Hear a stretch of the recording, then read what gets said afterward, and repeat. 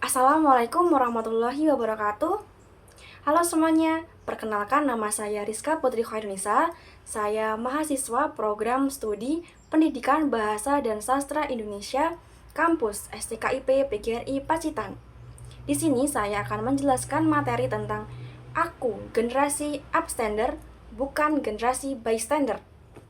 Kita hidup di tengah masyarakat yang beragam, dinamis, dan saling terhubung. Namun, di balik itu semua, masih sering kita jumpai berbagai bentuk kekerasan, baik itu secara fisik maupun non-fisik. Pada kali ini, saya akan mengajak teman-teman semua untuk menjadi generasi upstander, bukan generasi bystander. Siapa kita saat terjadi kekerasan? Setiap individu memiliki pilihan saat melihat ketidakadilan.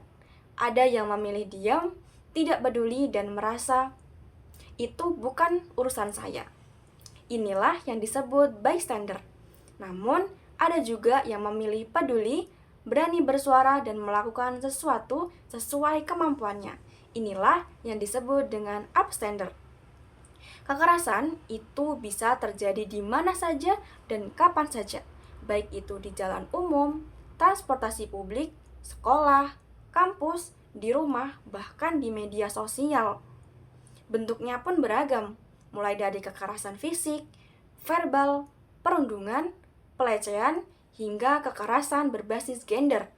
Namun, sayangnya, banyak kejadian kekerasan terus berulang karena tidak ada yang bertindak. Lalu, siapa sih bystander dan upstander itu? Bystander adalah orang yang ketika melihat kekerasan, mereka memilih diam, takut terlibat, dan menganggap itu bukan tanggung jawabnya.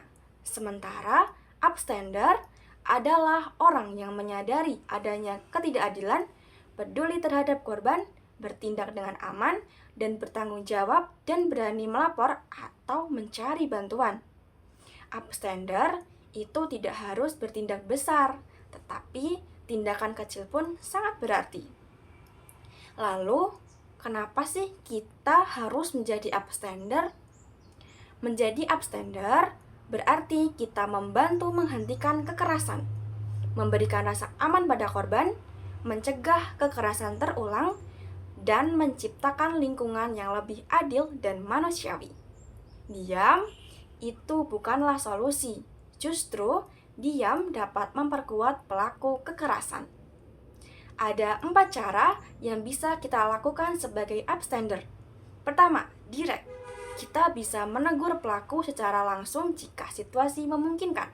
Kedua, distract, mengalihkan perhatian untuk menghentikan kekerasan. Ketiga, delegate. Kita bisa meminta bantuan pihak berwenang atau orang dewasa. Keempat, delay. Kita bisa mendatangi korban setelah kejadian.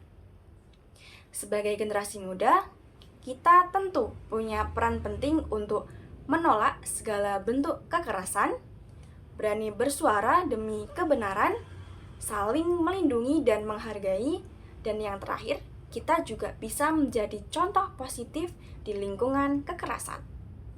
Kalau kamu tidak ada di sisi korban, secara tidak langsung, kamu ada di sisi pelaku.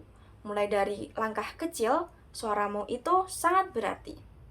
Ingatlah, kepedulian tidak selalu tentang keberanian besar, tetapi tentang niat untuk tidak tinggal diam.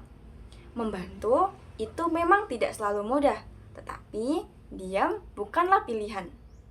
Jadilah upstander, pencipta perubahan. Sekian, wassalamualaikum warahmatullahi wabarakatuh.